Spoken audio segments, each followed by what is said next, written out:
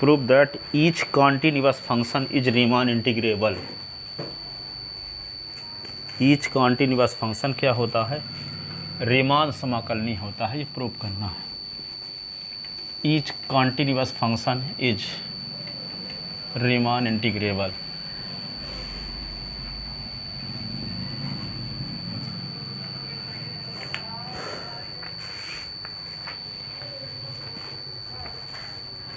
Prove that each prove that each continuous function is Riemann integrable।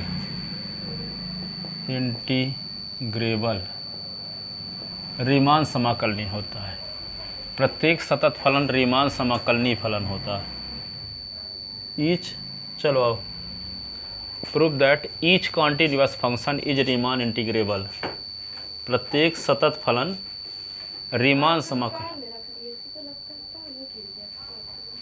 हाँ, तो each continuous function एक Riemann integrable function होता है। ठीक है। आर इसी को ऐसे भी पूछा गया है कई साल कि F such that close interval A B to R एक कॉन्टिन्यूअस फंक्शन है। एक कॉन्टिन्यूअस फंक्शन है, then F belong in R A B. F belong in R A B, इसका मतलब क्लोज इंटरवल के किसी भी बिंदु पर फंक्शन की वैल्यू निकालते हैं तो वास्तविक संख्या आती है। इस प्रकार से फंक्शन है। तो एक कॉन्टिन्यूअस फंक्शन है, तो ऐसी कंडीशन में कॉन्टिन्यूअस फंक्शन है तो then F belong in R A B. अब देखो यहाँ पे, तो प्रत्येक कॉन्टिन्यूअस फंक्शन क्या होता है? रीमान समाकलनी होता है। ये प्रूव करना है। प्रूव करने के लिए क्या करते हैं? प्रूफ, देखो इसका उत्पत्ति, given F is a continuous function. Continuous function, F क्या है? सतत फलन है। कैसा फलन है? सतत फलन है। Then we have to prove that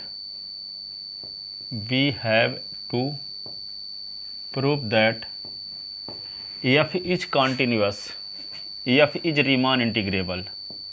F is Riemann integrable, इसका मतलब क्या है? रीमान समाकलनी है, इंटीग्रेबल, अर्थात एफ रीमान समाकलनी है, रीमान समाकलनी है। ठीक है। तो एफ को रीमान समाकलनी सिद्ध करना। चूँकि फंक्शन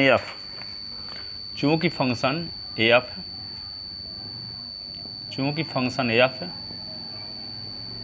क्लोज इंटरवल ए बी में एक कॉन्टिन्यूअस फंक्शन है। क्लोज्ड इंटरवल ए बी में एक कॉन्टिन्यूअस फंक्शन है। एक कॉन्टिन्यूअस फंक्शन है, सतत फलन है। कैसा फलन है? सतत फलन है, कॉन्टिन्यूअस फंक्शन है। इसलिए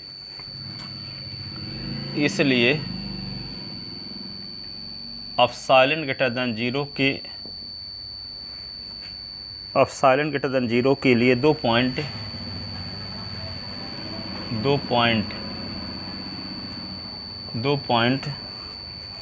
एक्स आई और एक्स जे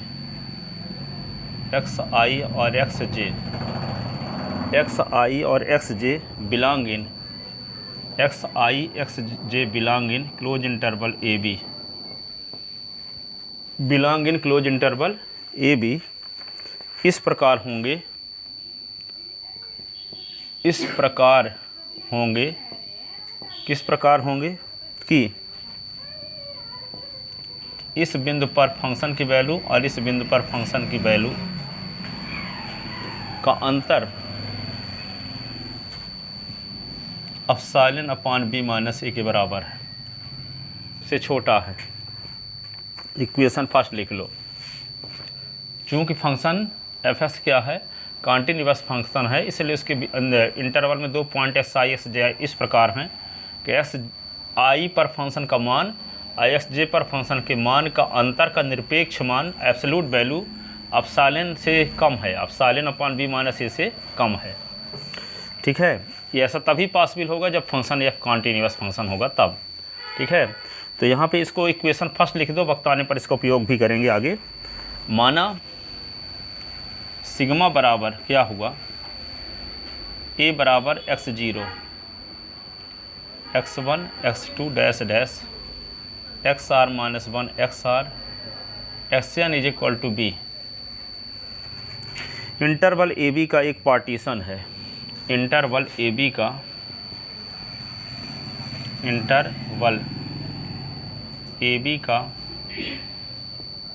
एक पार्टीशन है, इसलिए आर्थ इंटरवल में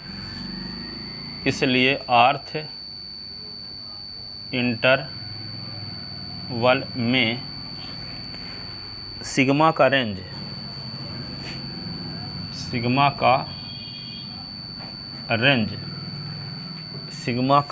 रेंज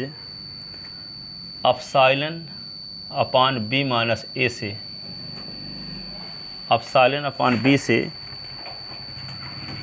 अधिक नहीं है,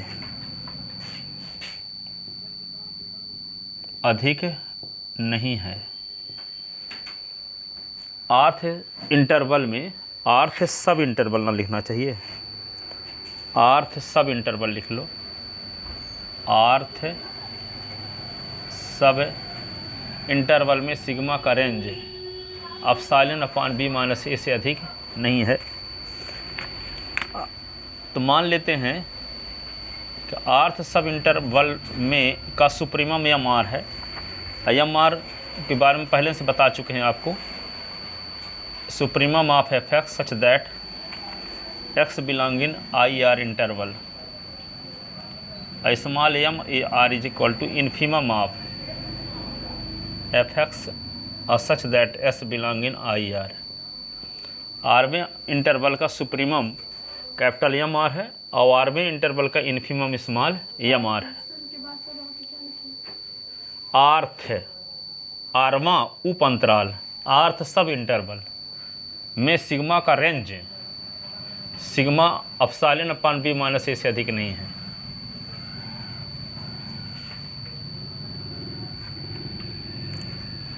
ये इसको लिख लिया सुप्रीमम, ये हो गया इन्फीमम। अब इस फंक्शन को रीमान इंटीग्रेबल सिद्ध करने का क्या तरीका है, आप कल थ्योरम प्रूव किए थे, upper Riemann sum minus lower Riemann sum is less than epsilon दिखाने में आप कामयाब हो गए तो इस फंक्शन को रीमान समाकलनी कह दोगे। तो किसी फंक्शन को रीमान समाकलनी सिद्ध करने के लिए हमको क्या दिखाना जरूरी रहता है, upper Riemann sum minus lower Riemann sum is less than epsilon.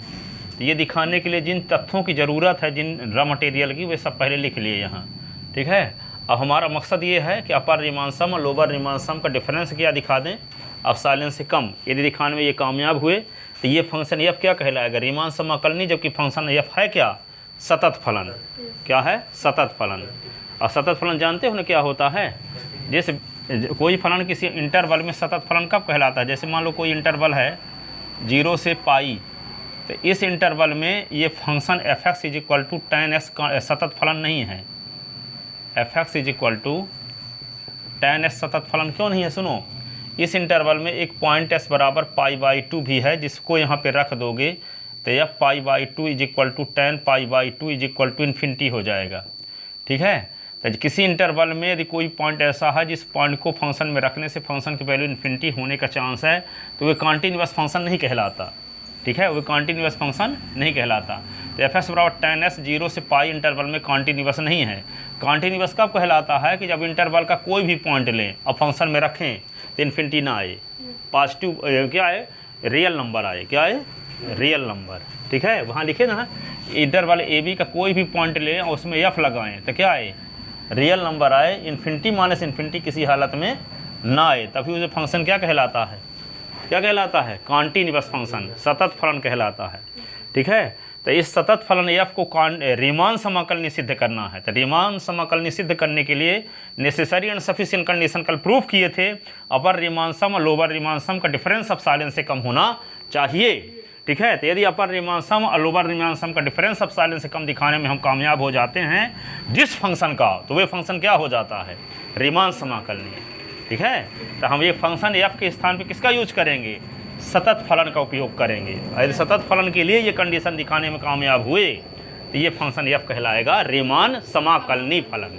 क्या कहलाएगा, रीमान समाकलनी फलन कहलाएगा। ठीक है, तो इस सब चीज़ को दिखाने के लिए जिनकी ज़रूरत थी वे अभी थोड़ा सा लिख लिए। अब हम इस पर विचार करते हैं। किस पर विचार करते हैं, अपर रीमान सम और लोअर रीमान सम के डिफरेंस पर विचार करते हैं। अब विचार करते क्यों हैं, इसलिए यदि उसका मान एप्सिलॉन से कम आ जाता है अपर रीमान सम और लोअर रीमान सम के डिफरेंस का, तो फंक्शन को हम कह देंगे कि रीमान समाकलनी फलन है, रीमान समाकलनी फलन है। ठीक है ना। अब देखो आगे, सुप्रीमम आप लिख चुके हैं यहाँ पे, तो यहाँ पे लिखो एक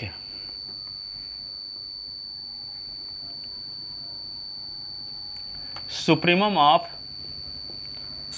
of F X and infimum of F x, infimum of F X के लिए भी ट्रू होगा, के लिए भी ट्रू होगा, क्योंकि जब हर एक वैल्यू के लिए ट्रू होता है तो सुप्रीमम इन्फीमम के लिए भी ट्रू होगा ये वाला, क्योंकि इंटरवल के 2 पॉइंट लिए गए हैं ना, तो इंटरवल में तो सुप्रीमम इन्फीमम भी होंगे। तो ये वाली कंडीशन जब हर एक पॉइंट के लिए कंटेन है, इंटरवल ए बी के लिए, इंटरवल ए बी के कोई भी 2 पॉइंट के लिए कंडीशन सेटिस्फाई है, तो इसी इंटरवल ए बी में तो इस फंक्शन के क्या सुप्रीमम और इन्फीमम भी कंटेन होंगे, तो सुप्रीमम इन्फीमम के लिए भी ये कंडीशन क्या होगी, सेटिस्फाई होगी, ट्रू होगी। तो यहाँ पे लिखो ये वही लिखा गया है एक। अब इसको क्या बोलेंगे, कथन एक बोलो या असमिका एक बोलो। ठीक है, तो यहाँ पे लिख सकते हैं स्टेटमेंट फर्स्ट, या फर्स्ट लिख लो, first supremum F X and infimum F X के लिए भी ट्रू होगा, ट्रू होगा, अर्थात यहाँ पे लिख दो जहाँ एफ एक्स आई है ना, वहाँ क्या लिख दें एफ एक्स आई का सुप्रीमम, तो लिखते हैं supremum of F x, supremum of F X, और यहाँ क्या लिख दोगे, इन्फीमम ऑफ एफ एक्स का mod is less than epsilon upon B minus A, supremum of F X. और सुप्रीमम ऑफ एफ एक्स को क्या कहते हैं, क्या माने हैं हम, देखो M are, capital M R, I small M R का mod is less than epsilon upon B minus A. ठीक है, अब देखो अब ये पता है कि मॉड ऑफ एस की वैल्यू होती है एक्स है, कब, जब एस का मान 0 से बड़ा हो। 0 से बड़ा हो के मतलब क्या होता है, धनात्मक हो, निगेटिव ना हो। और एक्स का मॉड क्या होता है, माइनस एक्स होता है जब x is less then 0, x is less then 0। ठीक है, तो यहाँ जानते हो ये सुप्रीमम है, ये इन्फीमम है, तो सुप्रीमम और इन्फीमम का अंतर क्या होगा, हमेशा पॉजिटिव होगा। ठीक है, सुप्रीमम यानी बड़ी नंबर और इन्फीमम यानी छोटी नंबर, तो बड़ी नंबर छोटी नंबर का अंतर ऋणात्मक आएगा कि धनात्मक, धनात्मक आएगा, तो ये पॉजिटिव वैल्यू रहेगी मॉड के अंदर ना, तो इसका मॉड हटाएंगे तो यही रहेगा, प्लस साइन ही लगेगा।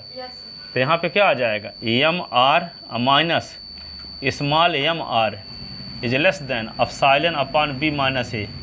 रीजन क्या है कि एम आर बड़ा होता है स्मॉल एम आर से, तो यहाँ पे क्या होगा, capital M r minus small r is greater than 0, और 0 से बड़ी नंबर धनात्मक संख्या कहलाती है कि नहीं, 0 से बड़ी नंबर क्या कहलाती है, धनात्मक संख्या। इसका मतलब m are, capital M r small M r दोनों का डिफरेंस क्या होगा, 0 से बड़ा है, और 0 से बड़ा है तो 0 से बड़ी नंबर का निरपेक्ष मान क्या होता है, वही नंबर होता है। 5 का निरपेक्ष मान 5 होता है कि नहीं, पाँच की एब्सोल्यूट वैल्यू क्या होगी? 5 है, पॉजिटिव नंबर है। ठीक है, इतना लिख लिए। अब क्या करेंगे? डेल आर का गुणा कर दो दोनों साइड में। डेल आर का मतलब समझते हो ना, आरवे सब इंटरवल की लेंथ है, तो डेल आर का मल्टीप्लाई करते हैं दोनों साइड में, तो क्या होगा? कैपिटल एम आर और del R, small M R और del are is less than epsilon upon B minus A del are. ऐसे अब सिग्मा लगा लो दोनों साइड में। Sigma R from 1 to n, capital M are del R, sigma R from 1 to n, small M R del are is less than sigma R from 1 to n epsilon upon B minus A. Del r का मतलब क्या होता है? देखो, I R का मतलब होता है ये x are minus 1 x r. अब इस इंटरवल की लेंथ निकालना हो, जैसे मान लो कोई इंटरवल आपके पास ए बी है, तो इंटरवल ए बी की लेंथ निकालना हो तो क्या लिखते हो आप? डेल लिखते हो ना, तो बी माइनस ए कर देते हो। लेकिन आर में सब इंटरवल की लेंथ निकालना है तो क्या लिखोगे? Del r. तो डेल आर निकालने के लिए आगे वाले पॉइंट से पीछे वाले पॉइंट को सब्ट्रैक्ट करते हैं, तो x are minus x are minus 1, यही ना कि नहीं? आगे वाले पॉइंट से पीछे वाले पॉइंट को सब्ट्रैक्ट करते हैं, तो आगे वाला पॉइंट बी है, पीछे वाला ए है, तो बी माइनस ए। अब यहाँ पे देखो, डेल आर यहाँ है ना, यहाँ क्या लिख दिए? एप्सिलॉन अपॉन बी माइनस ए लिख दिए, और डेल आर के स्थान पे क्या लिख सकते हो आप? ये एक्स आर माइनस 1। ठीक है, एक्स आर माइनस 1। अब देखो, एप्सिलॉन अपॉन बी माइनस ए आर से फ्री है, उसमें आर का उपयोग नहीं हुआ है। ठीक है, तो ये कांस्टेंट माना जाएगा। तो एप्सिलॉन अपॉन बी माइनस ए को बाहर निकाल लो, सिग्मा के पहले लिख लो, तो क्या लिख दोगे इसी को? देखो, ये तो जानते हो क्या है? क्या है ये? अपर रीमान सम। और ये क्या है? लोअर रीमान सम। ठीक है, सुप्रीमम उस इंटरवल की लेंथ के गुणनफल का योगफल क्या कहलाता है? अपर रीमान सम। और इन्फीमम उस इंटरवल के लेंथ की मल्टीप्लिकेशन का सम, लोअर रीमान सम। तो इसको क्या लिख सकते हैं? U F sigma, I L F sigma, ऐसे लिख सकते हैं। अब यहाँ पे क्या करेंगे? एप्सिलॉन अपॉन बी माइनस ए में आर का उपयोग तो नहीं हुआ है, तो कांस्टेंट माना जाएगा, तो इसको बाहर निकाल लो। अब फिर लिख लो sigma are is equal to 1 से n, और यहाँ लिख दो X are minus x are minus 1। ठीक है, लिखे थे ना? Upper Riemann sum F sigma और lower Riemann sum F sigma is less than epsilon upon B minus A. R की वैल्यू 1 से रखना शुरू करो, और कहाँ तक रखते जाओगे? n तक, यही ना? तो आर की वैल्यू 1 जब रखोगे तो आएगा क्या? x1 minus x0, x2 minus x1, x3 minus x2, x4 minus x3। Last वाला टर्म क्या आएगा बताओ? जब n रखोगे तो xn माइनस xn माइनस 1, यही ना? इसके पहले क्या आया रहा होगा? इसके पहले क्या आया रहा होगा? xn माइनस 1, तो माइनस xn माइनस 2, ऐसे ना? ठीक है, तो यहाँ देखते क्या हैं, सुनो। अब अच्छा कॉमन सेंस लगाओ। दो यहाँ पे आर की वैल्यू 1 रखते हैं, 2 केवल तक, इतना आता है मान के नहीं? आर की वैल्यू 1 और 2 भर रखते मान लो, तो ये आता है S1 minus S0, S2 minus S1 आता। तो मान लो 2 पदों को जोड़ना होता है, एक पद ये हुआ, दूसरा पद ये, 2 पदों को जोड़ना हुआ, तो सॉल्व करने से क्या रिजल्ट आने वाला है? देखो, S1 कट रहा है S1 से, क्या आया? S2, दूसरे का पहला पद, अब पहले का दूसरा पद बचा है। 2 पदों को जब जोड़े हैं, 30 पदों को जोड़ेंगे तो 30वें पद का पहला पद बचा रहेगा, अब पहले का अंतिम वाला। 100 पदों को जोड़ेंगे तो क्या होगा? 100वें का पहला पद बचा रहेगा, और पहले का दूसरा, और सब कट जाएंगे।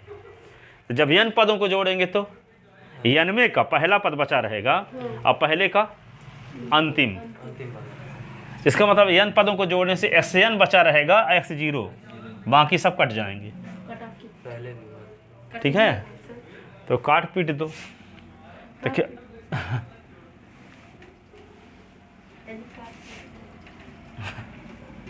56 बार।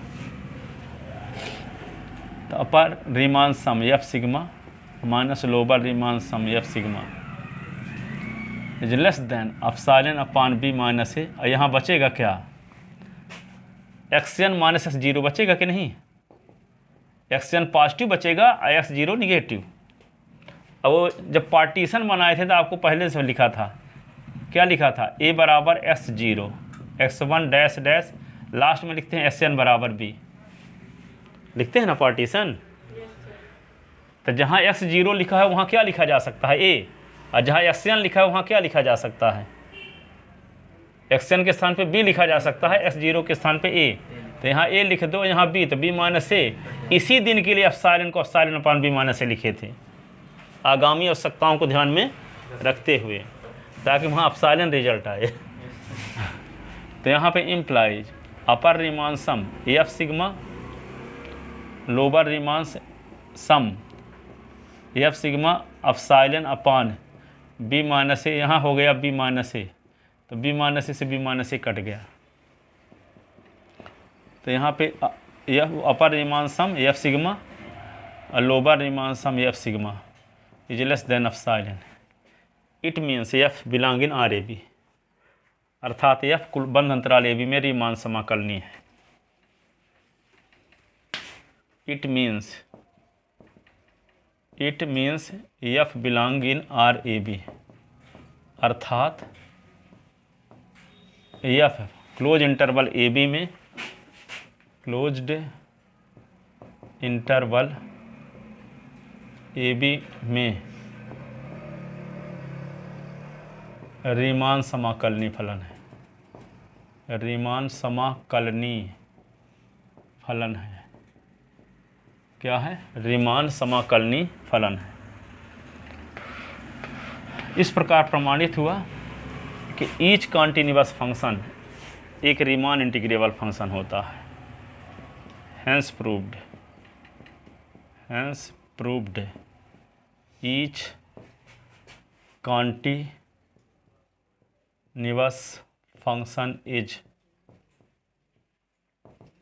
रीमान इंटीग्रेबल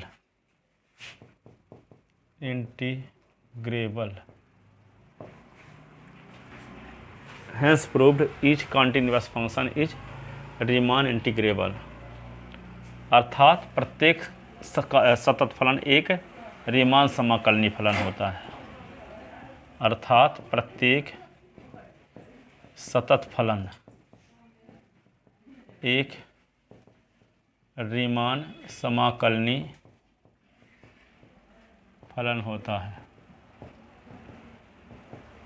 ठीक है, रीमान समाकलनीय फलन होता है। अगली थ्योरम लिखो, prove that each monotonic function एक रीमान इंटीग्रेबल होता है। मोनोटॉनिक मतलब समझते हो, एक ही दिशा में बढ़ रहा हो अथवा एक ही दिशा में घट रहा हो, एक दृष्टि वर्धमान अथवा एक दृष्टि ह्रासमान, उसी को क्या बोलते हैं, मोनोटॉनिक इंक्रीजिंग और मोनोटॉनिक डिक्रीजिंग। तो मोनोटॉनिक कह दिया, इसका मतलब क्या होगा, या तो बढ़ रहा होगा या कि घट रहा होगा।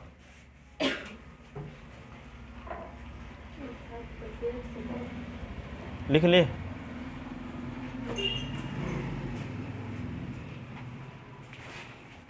Each monotonic function is Riemann integrable. देखो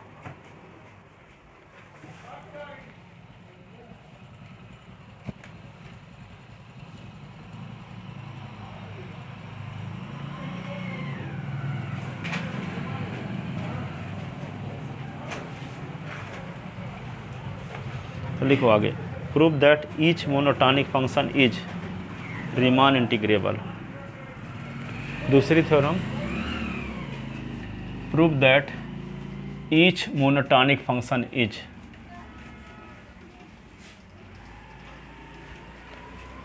लिखो, prove that each monotonic function is function is Riemann integrable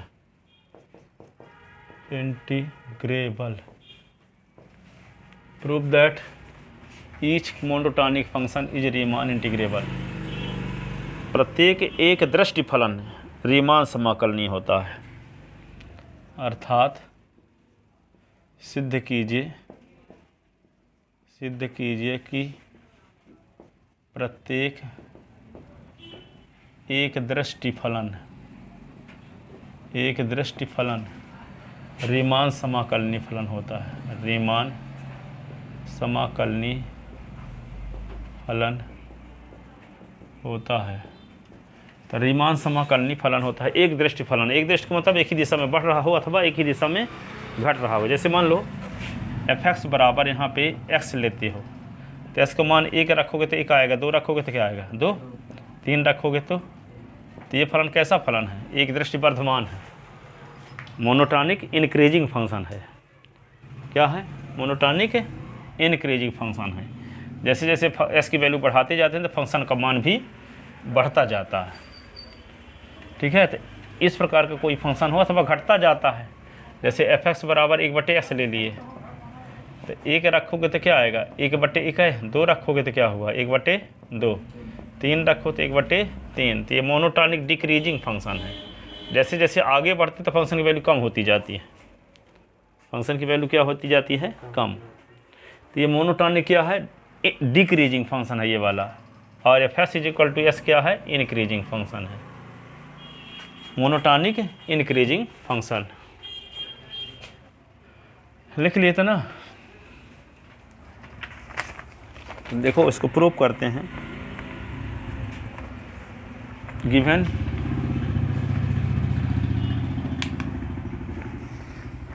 function f(x) interval a b में मोनोटॉनिक फंक्शन है। Function f(x) close interval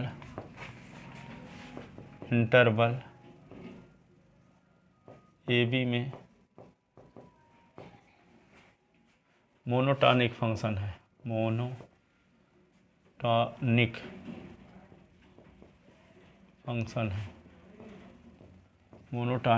function है।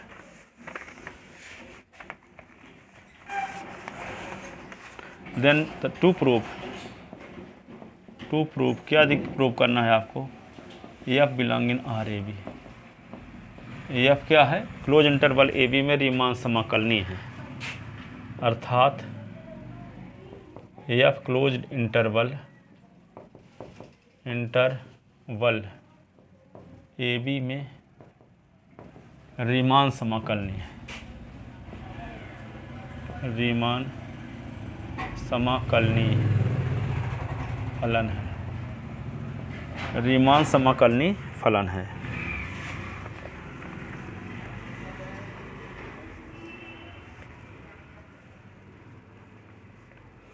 अब लिखो माना, तो मोनोटॉनिक इंक्रीजिंग है, मोनोटॉनिक फंक्शन है ना,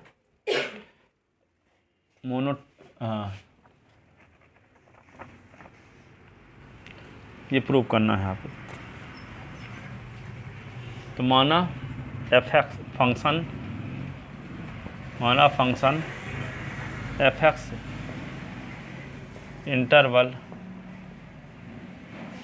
इंटरवल a b में एक मोनोटॉनिक इंटरवल a b में एक मोनोटॉनिक इंक्रीजिंग फंक्शन है,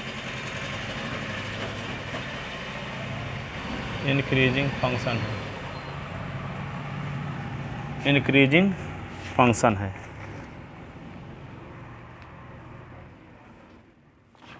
इंक्रीजिंग फंक्शन इस प्रकार है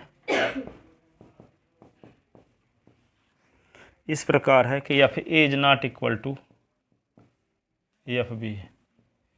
a पर फंक्शन की वैल्यू b पर फंक्शन की वैल्यू के बराबर नहीं है। तो माना सिग्मा बराबर क्या लिखेंगे? a बराबर s0 s1 s2 dash dash x N. तो क्या होगा, f a is not equal to f a. F B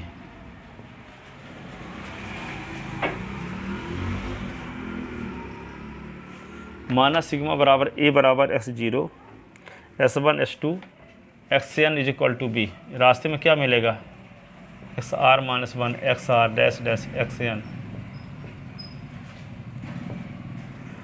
N.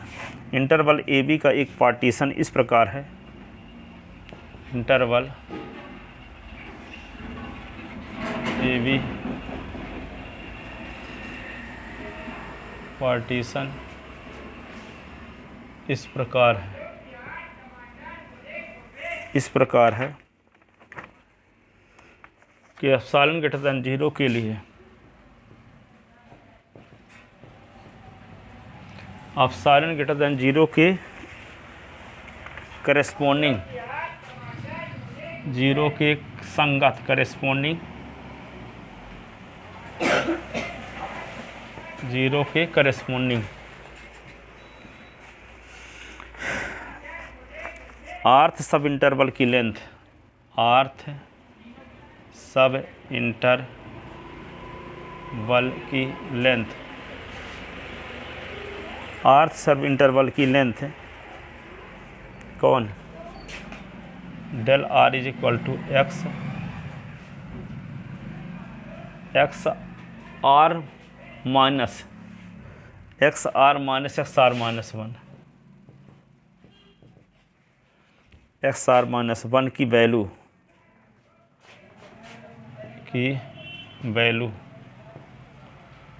Epsilon upon F B minus F A से अधिक नहीं है, F B minus F A value epsilon upon F B minus F A से अधिक नहीं है, से अधिक नहीं है।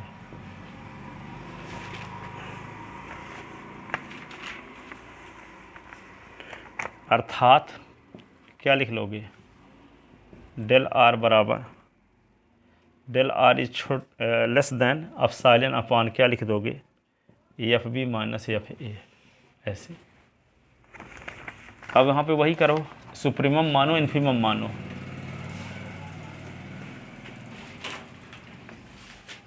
सुप्रीमम क्या है, माना capital M are, capital M r supremum of F x, supremum of F x belong in i r, x belong in i r. Small m बराबर क्या लिखोगे, infimum of F x belong in i r interval. तो let us consider, निम्न पर विचार करते हैं, late us consider, किस पर विचार करेंगे, अपर रिमान सम लोअर रिमान सम एफ सिग्मा। इसकी परिभाषा लगाओ, क्या होती है इसकी परिभाषा अपर रिमान सम की, अपर रिमान सम क्या होती है, sigma R from 1 to n, फिर क्या M are del R, sigma are is equal to 1 से n, small M R del R. जी आ गया। अब इसको एक साथ लिख सकते हैं ना,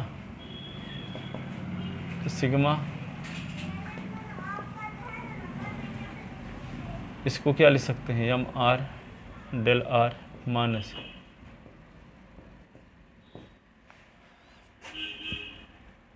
अब डेल आर कॉमन ले लो ना, तो डेल आर कॉमन लोगे तो क्या बचेगा बोलो,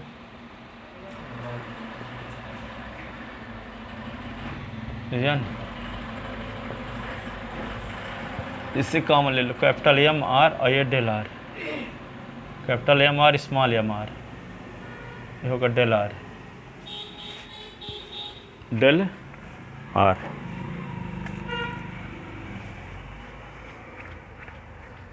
अब डेल आर का मतलब समझते हो, आरवे उप अंतराल की लंबाई। इसी को लिख सकते हैं sigma are is equal to 1 से n। अब इसको m r minus capital M r small M R. Del r का मतलब क्या हुआ?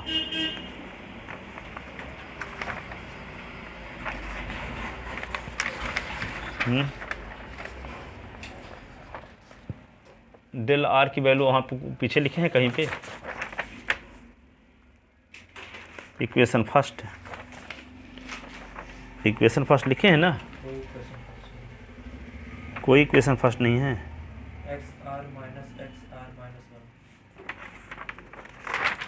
और ये कहीं पे del are is less than epsilon upon F B minus F a है, उसको इक्वेशन ए डाल लो, इक्वेशन ए, और डेल आर के स्थान पे वही लिख देते हैं। इस डेल आर के स्थान पे क्या लिख दो? Epsilon upon F B minus F A.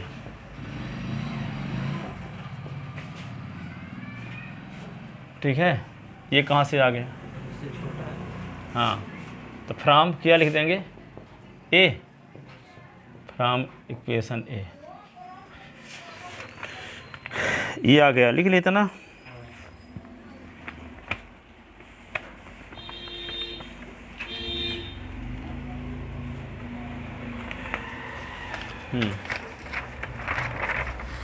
अब इसी को क्या लिख सकते हैं? इसको बाहर निकाल लो तो 1 अपान, इससे लेस देन आर इक्वल ना हो गया फिर, अब क्योंकि इसके स्थान पर बड़ी राशि लिख दिए, तो अब epsilon upon F B minus F A. अब क्या लिखो? Sigma are is equal to 1 से n। अब क्या लिखेंगे यहाँ पे? अब सालन अपान ये हो गया, ये capital M r minus del are, ऐसे। अब देखो फंक्शन क्या है? इंक्रीजिंग है, तो देखो यहाँ सुनो, आप इंटरवल आई आर ये है, x are minus 1 x r. अब फंक्शन इस इंटरवल में इंक्रीजिंग है, तो इंक्रीजिंग है इसका मतलब पहले पॉइंट पर फंक्शन की वैल्यू कम होगी, आगे वाले पॉइंट पर फंक्शन की वैल्यू अधिक होगी कि नहीं? तो यहाँ पे क्या होगा? सबसे कम वैल्यू मान लेते हैं एफ एक्स आर माइनस 1, इसी को हम कहेंगे स्मॉल एम आर।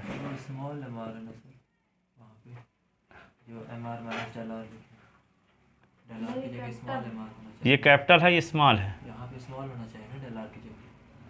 हाँ, ये स्मॉल एम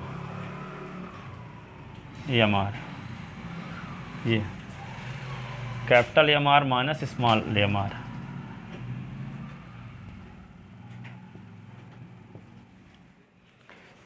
ठीक है, अब एम आर क्या है? आरवे इंटरवल का सुप्रीमम है।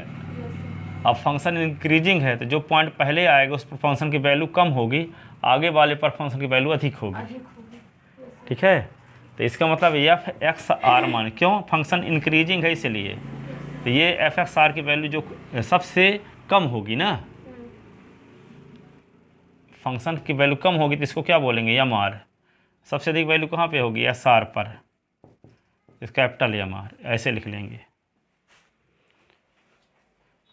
तो यहाँ पे जहाँ कैपिटल एम आर लिखा है वहाँ क्या लिख सकते हैं? F x r is less than r equal. हाँ, कौन आई आर वाला? हाँ, ये लिख लो। तो यहाँ पे क्या है? इसी को हम क्या लिख सकते हैं? ये लिख सकते हैं ना। अब ये upper Riemann sum lower Riemann sum F sigma है। अब इसी को क्या लिख सकते हैं? देखो, upper Riemann sum F sigma, lower Riemann sum F sigma is less than, यहाँ पे क्या होगा? Epsilon upon F B F A. अब इसको क्या करोगे? इसके स्थान पे लिख दोगे sigma are is equal to 1 से n, और यहाँ लिख दोगे F x are minus F x are minus 1, ऐसे। ठीक है, अब इसमें आर की वैल्यू रखना शुरू करो 1 से लेकर के n तक। तो 1 से लेकर n तक वैल्यू रखो तो क्या मिलेगा, upper Riemann sum F sigma और lower Riemann sum F sigma is less than epsilon upon ये क्या होगा F B minus F A. और इसमें वैल्यू पुट करोगे तो पहले क्या होगा x1 माइनस x1 ये क्या रखते हैं पहले 1, तो F x1 minus F x2 नहीं एफ x1 1 रखोगे तो यहाँ 1 माइनस 1 तो एफ x0 होगा, ठीक है। तो क्या लिख देंगे F x1 minus F x0 plus F x2 minus F x1 dash dash ऐसे।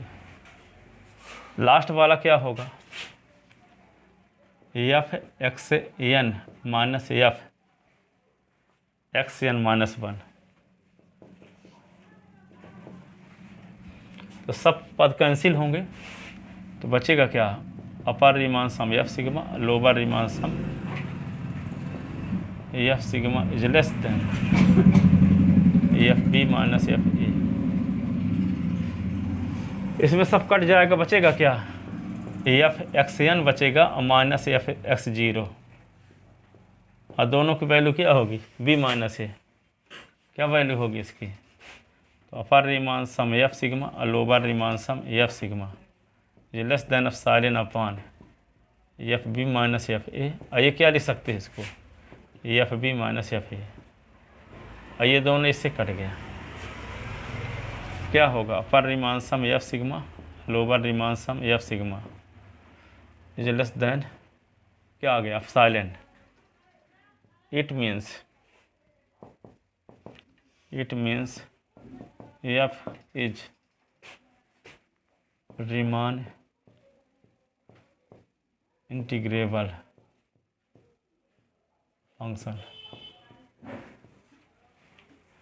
क्या हुआ रीमान इंटीग्रेबल फंक्शन, अर्थात f belong in R A B, F belong in R A b, ठीक है। तो इस प्रकार प्रमाणित हुआ कि ईच मोनोटॉनिक फंक्शन क्या होता है, ईच मोनोटॉनिक फंक्शन। अभी हम इंक्रीजिंग लिए, हाँ इंक्रीजिंग लें डिक्रीजिंग लेंगे तब भी यही प्रूव हो जाता है। मोनोटॉनिक मतलब एक ही दिशा में बढ़ रहा हो अथवा एक ही दिशा में घट रहा हो, एक दृष्टि वर्धमान अथवा एक दृष्टि ह्रासमान, ठीक है। एक दृष्टि वर्धमान और एक दृष्टि ह्रासमान।